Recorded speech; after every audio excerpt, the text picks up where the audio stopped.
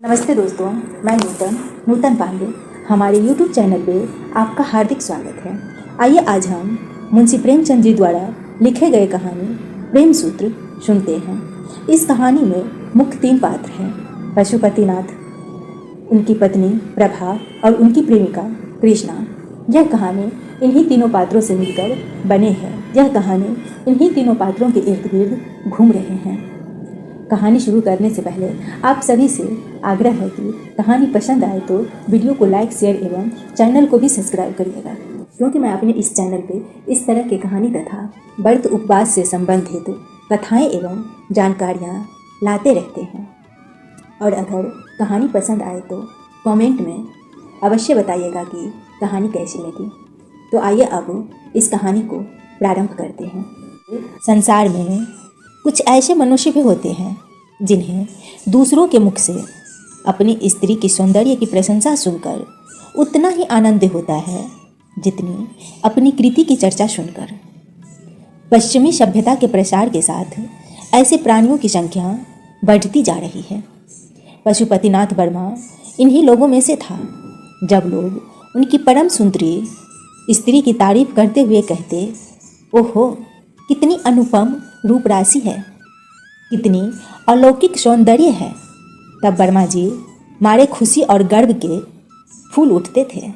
ओए होए ओए होए ओए होए। संध्या का समय था। मोटर तैयार खड़ी थी। वर्मा जी सैर करने जा रहे थे, किंतु प्रभा जाने को उत्सुक नहीं मालूम होती थी। वह कुर्सी पर बैठी हुई कोई उपन्यास पढ़ रही थी। वर्मा जी ने कहा, तुम तो अभी तक बैठी पढ़ रही हो, मेरा तो इस समय जाने को जी नहीं चाहता। नहीं प्रिय, इस समय तुम्हारा न चलना सितम हो जाएगा। मैं चाहता हूँ कि तुम्हारी इस मधुर छवि को घर से बाहर भी तो लोग देखें। जी नहीं, मुझे यह लालसा नहीं है। मेरे रूप की शोभा केवल तुम्हारे लिए है और तुम्ही को दिखाना चाहती हूँ।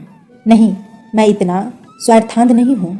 जब तुम सैर करने निकलो, मैं लोगों से यह सुनना चाहता हूँ कि कितनी मनोहर छवि है। पशुपति कितना भाग्यशाली पुरुष है। तुम चाहो, मैं नहीं चाहती। तो इसी बात पर आज मैं कहीं नहीं जाऊँगी। तुम भी मत जाओ।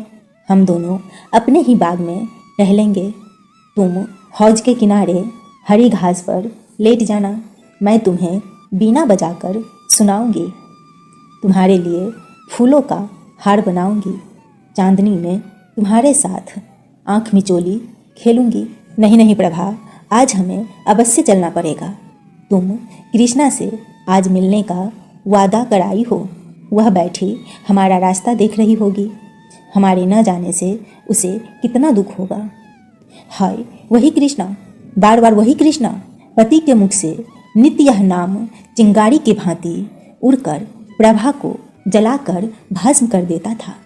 प्रभा को अब मालूम हुआ कि आज ये बाहर जाने के लिए क्यों इतने उत्सुक है। इसीलिए आज इन्होंने मुझसे केशों को संवारने के लिए इतना आग्रह किया था। वह सारी तैयारी उसी उल्टा कृष्णा से मिलने के लिए थी।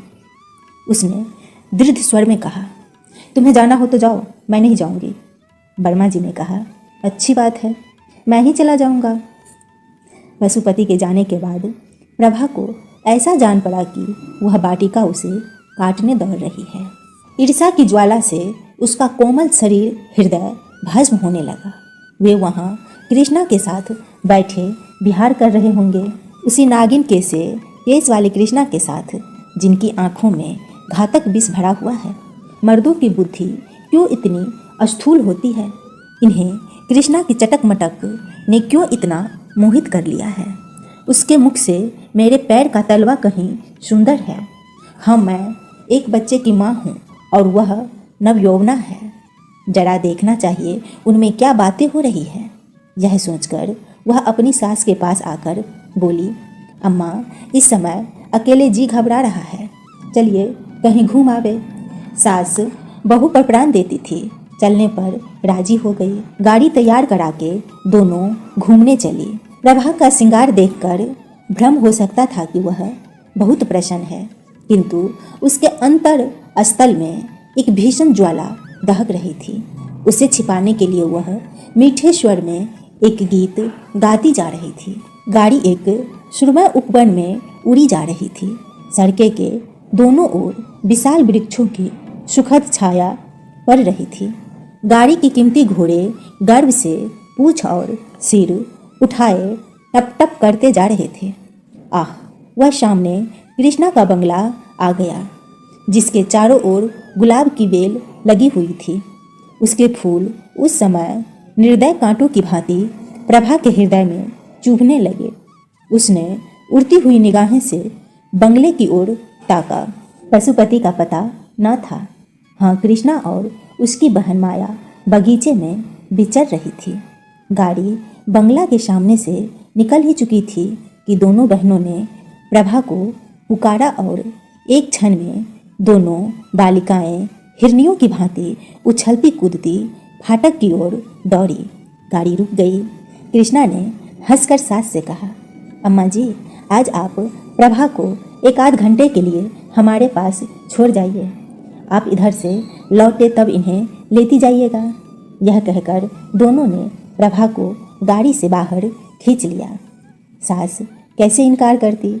जब गाड़ी चली गई तब दोनों बहनों ने प्रभा को बगीचे में एक बेंच पर जा बिठाया। प्रभा को इन दोनों के साथ बातें करते हुए बड़ी झिझक हो रही थी। वह उनसे हंसकर बोलना चाहती थी, अपने किसी बात से मन का भाव प्रकट नहीं करना चाहती थी, किंतु हृदय उनसे खिंचा ही रहा। कृष्णा ने प्रभा की साड़ी पर एक तीव्र दृष्टि डालकर कहा, बहन, क्या यह साड़ी अभी ली है? इसका गुलाबी रंग तो तुम पर नहीं खिलता है। कोई और रंग क्यों नहीं लिया? प्रभा, उनकी पसंद है, मैं क्या करती।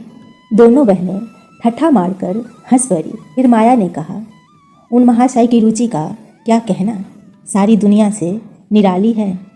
अभी इधर से गए हैं। सिर पर इससे भी अधिक लाल पगड़ी थी। सहसा पशुपति भी सैर से निकलता हुआ सामने से निकला। प्रभा को दोनों बहनों के साथ देखकर उसके जी में आया कि मोटर रोक ले। वह अकेले इन दोनों से मिलना शिष्टाचार से विरुद्ध समझता था। इसीलिए वह प्रभा को अपने साथ लाना चाहता था। जाते समय वह बहुत साहस करने पर भी मोटर से न उतर सका।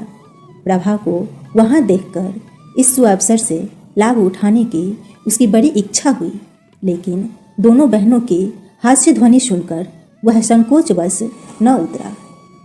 थोड़ी देर तक तीनों रमणियाँ चुपचाप बैठी रही। तब कृष्णा बोली, पशुपति बाबू यहाँ आना चाहते हैं पर शर्म के मारे नहीं आते। मेरा विचार है कि संबंधियों को आपस में इतना संकोच न करना चाहिए। समाज का यह नियम कम से कम मुझे तो बुरा मालूम होता है। तुम्हारा क्या विचार है प्रभा? प्रभा ने व्यंग भाव से कहा, यह समाज का अन्याय है। प्रभा इस समय भूमि की ओर ताक रही थी, पर उसकी आंखों से ऐसा तिरस्कार निकल रहा था जिसने दोनों बहनों के परिहास को लज्जा सूचक मौन में परिणित कर दिया। उसकी आंखों से एक चिंगारी सी निकली जिसने दोनों युवतियों के आमोद प्रमोद और उस कुवृत्ति को जला डाला जो प्रभा के पति परायण हृदयों को बाणों से भेद रही थी। उस हृदय को जिसमें अपने पति के सिवा और किसी को जगह न थी। माया ने जब देखा कि प्रभा इस वक्त क्रोध से भरी बैठी है, तब बेंच से उठ खड़ी हुई और बोली, आओ बहन, जरा टहल ले। यहाँ बैठे रहने से तो टहलना ही अच्छा है। प्रभा जो ही तो बैठी रही और वे दोनों बहनें बाग में टहलने लगी। उस वक्त प्रभा का ध्यान उन दोनों के वस्त्र आभूषण की ओर गया। माया बंगाल की गुलाबी रेशमी की एक महीन साड़ी पहने हुए थे, जिसमें न जाने कितने चुन्नटें पड़ी हुई थी। उसके हाथ में एक रेशमी छतरी थी जिसे उसने सूर्य की अमित किरणों से बचने के लिए खोल लिया था। कृष्णा के वस्त्र भी वैसे ही थे। हाँ, उसकी साड़ी पीले रंग की थी और उसके घूंघर वाले बाल साड़ी के नीचे से निकलकर माथे और गालों पर लहरा रहे थे। प्रभा ने एक ही निगाह से ताक लिया कि इन दोनों युवतियों में किसी को उसके पति से प्रेम नहीं है। केवल आमोद लिप्सा के वशीभूत होकर यह स्वयं बदनाम होगी और उसके सरल हृदय पति को भी बदनाम कर देगी। उसने ठान लिया कि मैं अपने भ्रम को इन विषाक्त युक्त पुष्पों से बचाऊंगी और चाहे जो कुछ हो उसे इनके ऊपर मडराने न दूंगी, क्योंकि यहाँ केवल रूप और वास है, रस का नाम नहीं। प्रभा अपने घर लौटते ही उस कमरे में गई। उसकी लड़की शांति से अपने दादी की गोद में खेल रही थी। अपनी नन्ही जीती जागती गुड़िया की सूरत देखते ही प्रभा की आंखें सजल हो गई। उसने मातृत्व स्नेह से विभोर होकर बालिका को गोद में उठा लिया, मानो किसी भयंकर पशु से उसकी रक्षा कर रही हो। उस दुस्साहस वेदना की दशा में उसके मुंह से यह शब्द निकला, मेरी बच्ची, तेरे पापा को लोग मुझसे छीनना चाहते हैं। हाय, तू क्या अनाथ हो जाएगी? नहीं नहीं, अगर मेरा बस चलेगा तो मैं इन निर्बल हाथों से उन्हें बचाऊंगी। आज से प्रभा विषादमय भावनाओं में मग्न रहने लगे। आने वाले विपत्ति की कल्पना करके कभी कभी भययुक्त होकर चिल्ला पड़ती। उसकी आंखों में उस विपत्ति की तस्वीर खिंच जाती जो उसकी ओर कदम बढ़ाए चली आती थी। पर उस बालिका की तोतली बातें और उसकी आंखों की निशंक ज्योति प्रभा के विकल हृदय को शांत कर देती। वह लड़की को गोद में उठा लेती और वह मधुर हास्य छवि जो बालिका के पतले पतले गुलाबी ओठों पर खेलती होती, प्रभा किसी सारी शंकाओं और बाधाओं को छिन्न भिन्न कर देती। उन विश्वास समय नेत्रों में आशा का प्रकाश उसे आश्वस्त कर देता। हाँ अभाग्नि प्रभा, तू क्या जानती है क्या होने वाला है? ग्रीष्मकाल की चांदनी रात थी। सतमी का चांद प्राकृतिक पर अपना मंद शीतल प्रकाश डाल रहा था। पशुपति मौलसिरी की एक डाली हाथ से पकड़े और तने से चिपटा हुआ माया के कमरे की ओर टकटकी लगाए ताक रहा था। कमरे का द्वार खुला हुआ था और शांत निशा में रेशमी साड़ियों की सरसराहट के साथ दो मणियों की मधुर हास्य ध्वनि पशुपति के कानों तक पहुँचते पहुँचते आकाश में विलीन हो जाती थी। एकाएक दोनों बहनें कमरे से निकली और उसी ओर चली जहाँ पशुपति खड़ा था। जब दोनों उस वृक्ष के पास पहुंची तब पशुपति की परछाई देखकर कृष्णा चौंक पड़ी और बोली, है बहन, यह क्या है? पशुपति वृक्ष के नीचे से आकर सामने खड़ा हो गया। कृष्णा उन्हें पहचान गई और कठोर स्वर में बोली, आप यहाँ क्या करते हैं? बताइए, यहाँ आपका क्या काम है? बोलिए, जल्दी बोलिए। पशुपति की सिटी पिटी गुम हो गई। इस अवसर के लिए उसने जो प्रेम वाक्य रटे थे वे सब विस्मृत हो गए। सशंक होकर बोला, कुछ नहीं प्रिय, आज संध्या समय जब मैं आपके मकान के सामने से आ रहा था तब मैंने आपको अपनी बहन से कहते सुना कि आज रात को आप इस वृक्ष के नीचे बैठकर चांदनी का आनंद उठाएंगी। मैं भी आपसे कुछ कहने के लिए आपके चरणों पर अपना समर्पित करने के लिए। यह सुनते ही कृष्णा की आंखों से चंचल ज्वाला सी निकली और उसके ओठों पर व्यंग्यपूर्ण हास्य की झलक दिखाई दी। बोली, महाशय, आप तो आज एक विचित्र अभिनय करने लगे। कृपा करके पैरों पर से उठिए और जो कुछ कहना चाहते हो जल्द कह डालिए और जितने आंसू गिराने हो 1 सेकेंड में गिरा दीजिए। मैं रुक रुक कर और घिघिया कर बातें करने वालों को पसंद नहीं करती हूँ। हाँ, और जरा बातें और रोना साथ साथ न हो। कहिए, क्या कहना चाहते हैं? आप ना कहेंगे? लीजिए, समय बीत गया, मैं जाती हूँ। कृष्णा वहाँ से चल दी। माया भी उसके साथ ही चल पड़ी। पशुपति एक क्षण तक वहाँ खड़ा रहा, फिर वह भी उनके पीछे पीछे चला, मानो वह सुई है जो चुंबक के आकर्षक से आप खींचा चला जाता है। सहसा कृष्णा रुक गई और बोली, सुनिए पशुपति बाबू, आज संध्या समय प्रभा की बातों से मालूम हो गया कि उन्हें आपका और मेरा मिलना जुलना बिल्कुल ही नहीं भाता। पशुपति, प्रभा की तो आप चर्चा ही छोड़ दीजिए। कृष्णा, क्यों छोड़ दूँ? क्या वह आपकी स्त्री नहीं है? आप इस समय उसे घर में अकेले छोड़कर मुझसे क्या कहने के लिए आए हैं? यही कि उसकी चर्चा न करूं? जी नहीं, यह कहने के लिए कि अब वह विरहाग्नि नहीं सही जाती। कृष्णा ने ठठाका मारकर कहा, आप तो इस कला में बहुत निपुण जान पड़ते हैं। प्रेम, समर्पण, विरहाग्नि, यह शब्द आपने कहाँ से सीखे? पशुपति, कृष्णा, मुझे तुमसे इतना प्रेम है कि मैं पागल हो गया हूँ। कृष्णा, तुम्हें प्रभा से क्यों प्रेम नहीं है? पशुपति, मैं तो तुम्हारा उपासक हूँ। कृष्णा, लेकिन यह क्यों भूल जाते हो कि तुम प्रभा के स्वामी हो? पशुपति, तुम्हारा तो दास हूँ। कृष्णा, मैं ऐसी बातें नहीं सुनना चाहती। पशुपति, तुम्हें मेरी एक एक बात सुननी पड़ेगी। तुम जो चाहो वह करने को मैं तैयार हूँ। कृष्णा, अगर यह बातें कहीं वह सुन लेती तो? पशुपति, सुन ले तो सुन ले, मैं हर बात के लिए तैयार हूँ। मैं फिर कहता हूँ कि अगर तुम्हारी मुझ पर कृपा दृष्टि न हुई तो मैं मर जाऊँगा। कृष्णा, तुम्हें यह बात करते समय अपनी पत्नी का ध्यान नहीं आता? पशुपति, मैं उसका पति नहीं होना चाहता। मैं तो तुम्हारा दास होने के लिए बनाया गया हूँ।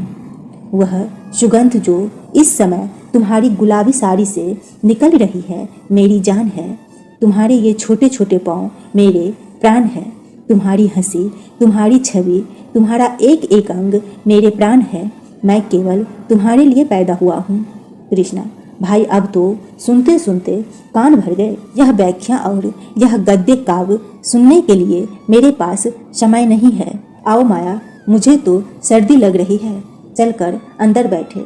यह निठुर शब्द सुनकर पशुपति की आंखों के सामने अंधेरा छा गया, मगर अब भी उसका मन यही चाहता था कि कृष्णा के पैरों पर गिर पड़े और इससे भी करुणा शब्द में अपने प्रेम कथा सुनाए। किंतु दोनों बहनें इतनी देर में अपने कमरे में पहुंच चुकी थी और द्वार बंद कर लिया था। पशुपति के लिए निराशा घर लौट आने के सिवा कोई और चारा न रहा। कृष्णा अपने कमरे में जाकर थकी हुई सी एक कुर्सी पर बैठ गई और सोचने लगी, कहीं प्रभा सुन ले तो बात का बतंगर हो जाए। सारे शहर में इसकी चर्चा होने लगे और हमें कहीं मुंह दिखाने को जगह न रहे, और यह सब एक जरा सी दिल्लगी के कारण। पर पशुपति का प्रेम सच्चा है, इनमें संदेह नहीं। वह जो कुछ कहता है अंततः करण से कहता है। अगर मैं इस वक्त जरा सा संकेत कर दूं तो वह प्रभा को भी छोड़ देगा। अपने आपे में नहीं है, जो कुछ कहूँ वह करने को तैयार है। लेकिन नहीं प्रभा, डरो मत, मैं तुम्हारा सर्वनाश न करूँगी। तुम मुझसे बहुत नीचे हो। यह मेरे अनुपम सौंदर्य के लिए गौरव की बात नहीं कि तुम जैसे रूप विहीन से बाजी मार ले। अभागे पशुपति, तुम्हारे भाग्य में जो कुछ लिखा था वो हो चुका। तुम्हारे ऊपर मुझे दया आती है, पर क्या किया जाए। एक खत पहले हाथ पड़ चुका था।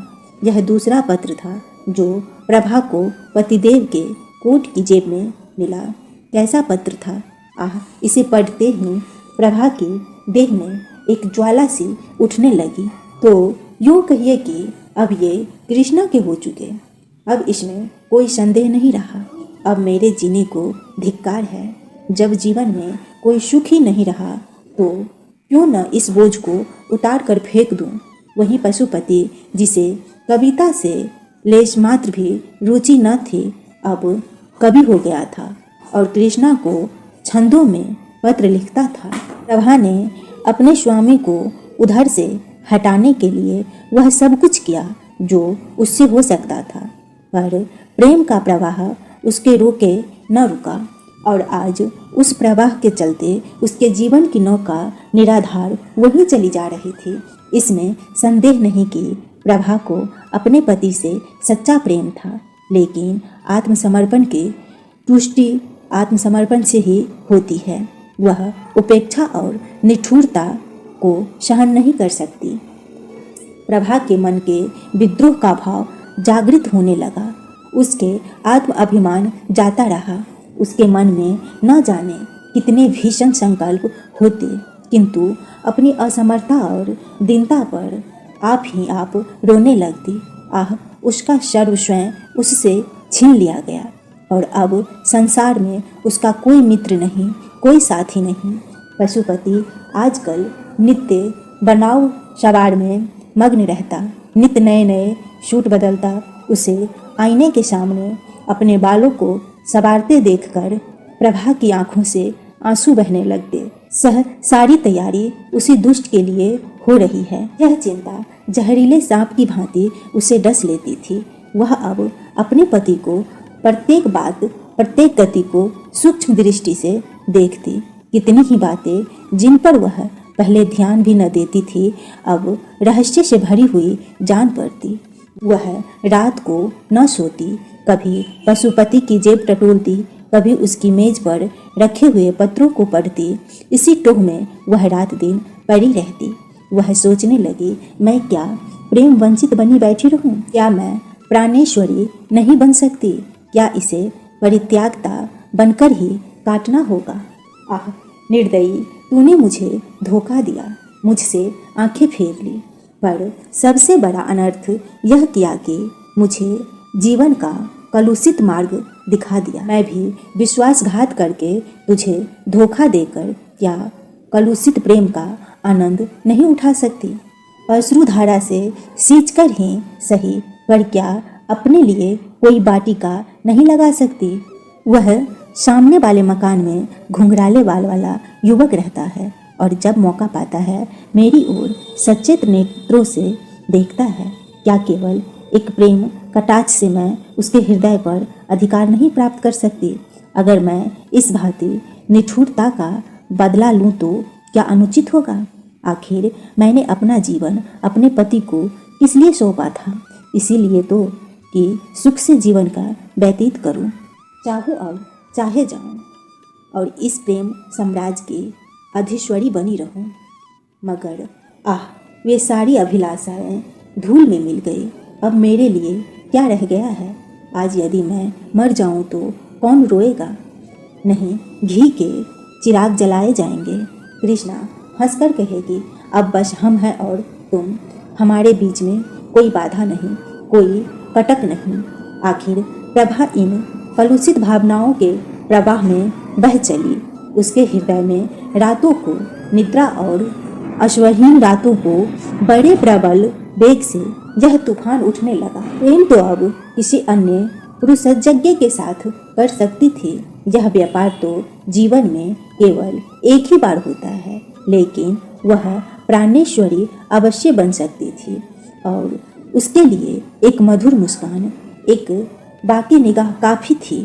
और जब वह किसी की प्रेमिका हो जाएगी तो यह विचार कि मैंने पति से उसकी बेवफाई का बदला ले लिया कितना आनंदप्रद होगा।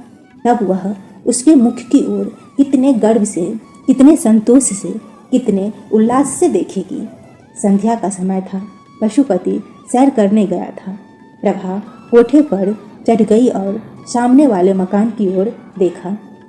घुंघराले बाल वाला युवक उसके कोठे की ओर ताक रहा था। प्रभा ने आज पहली बार उस युवक की ओर मुस्कुराकर देखा। युवक भी मुस्कुराया और अपनी गर्दन झुकाकर मानो यह संकेत किया कि आपकी प्रेम दृष्टि का भिखारी हूँ। प्रभा ने गर्व से भरी हुई दृष्टि इधर उधर दौड़ाई, मानो वह पशुपति से कहना चाहती थी कि तुम उस उल्टा के पैर पड़ते हो और समझते हो कि मेरे हृदय को चोट नहीं लगती। लो तुम भी देखो और अपने हृदय पर चोट लगने दो। तुम उसे प्यार करो, मैं भी इससे हंसू बोलूं क्यों? यह अच्छा नहीं लगता? इस दृश्य को शांत चित्त से नहीं देख सकते क्यों? रक्त खौलने लगता है। मैं वही तो कह रही हूँ जो तुम कह रहे हो। आह, यदि पशुपति को ज्ञात हो जाता कि मेरी निठुरता ने इस सती के हृदय की कितनी काया पलट कर दी, तो क्या उसे अपने कृत पर पश्चाताप न होता? क्या वह अपने किए पर लज्जित न होता? प्रभा ने उस युवक से इशारे में कहा, आज हम और तुम पूर्व वाले मैदान में मिलेंगे, और कोठे के नीचे उतर आई। प्रभा के हृदय में इस समय एक वही उत्सुकता थी जिसमें प्रतिकार का आनंद मिश्रित था। वह अपने कमरे में जाकर अपने चुने हुए आभूषण पहनने लगी। एक क्षण में वह एक फालसई रंग की रेशमी साड़ी पहनने कमरे से निकली और बाहर जाना ही चाहती थी कि शांता ने पुकारा, अम्मा जी, आप कहाँ जा रहे हैं? मैं भी आपके साथ चलूँगी। प्रभा ने झट बालिका को गोद में उठा लिया और उससे छाती से लगाते ही उसके विचारों ने पलटा खाया। उन बाल नेत्रों में उसके प्रति कितना असीम विश्वास, कितना सरल स्नेह, कितना पवित्र प्रेम झलक रहा था। उसे उस समय माता का कर्तव्य याद आया। या उसकी प्रेम काक्षा उसके वात्सल्य भाव को कुचल देगी? क्या वह प्रतिकार की प्रबल इच्छा पर अपने मातृत्व कर्तव्य को बलिदान कर देगी? क्या वह अपने क्षणिक सुख के लिए उस बालिका का भविष्य, उसका जीवन धूल में मिला देगी? प्रभा की आंखों से आंसू की 2 बूंद गिर पड़ी।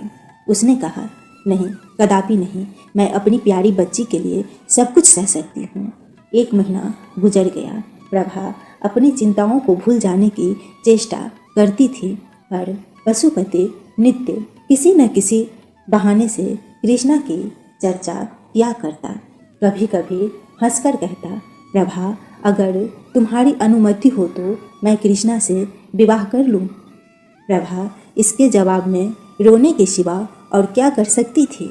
आखिर एक दिन पशुपति ने उसे विनयपूर्वक शब्द में कहा, क्या कहूँ प्रभा, उस रमणी की छवि मेरी आंखों से नहीं उतरती। उसने मुझे कहीं का नहीं रखा। यह कहकर उसने कई बार अपना माथा ठोका। प्रभा का हृदय करुणा से द्रवित हो गया। उसकी दशा उस रोगी सी थी कि जो जानता हो कि मौत उसके सिर पर खेल रही है, फिर भी उसकी जीवन लालसा दिन दिन बढ़ती जाती हो। प्रभा इन सारी बातों पर भी अपने पति से प्रेम करती थी और स्त्री सुलभ स्वभाव के अनुसार कोई बहाना खोजती थी कि उसके अपराधों को भूल जाए और उसे क्षमा कर दे। एक दिन पशुपति बड़ी रात गए घर आया और रात भर नींद में कृष्णा कृष्णा कहकर बड़बड़ाता रहा। प्रभा ने अपने प्रीतम का यह आर्तनाद सुना और सारी रात चुपके चुपके रोया कि बस रोया कि। प्रातःकाल वह पशुपति के लिए दूध का प्याला लिए खड़ी थी कि वह उसके पैरों पर गिर पड़ा और बोला, प्रभा, मेरी तुमसे एक विनय है, तुम ही मेरी रक्षा कर सकती हो। नहीं, मैं मर जाऊंगा। मैं जानता हूँ कि यह सुनकर तुम्हें बहुत कष्ट होगा, लेकिन मुझ पर दया करो। मैं तुम्हारी इस कृपा को कभी नहीं भूलूंगा। मुझ पर दया करो। प्रभा कांपने लगी। पशुपति क्या कहना चाहता है यह उसका दिल साफ बता रहा था।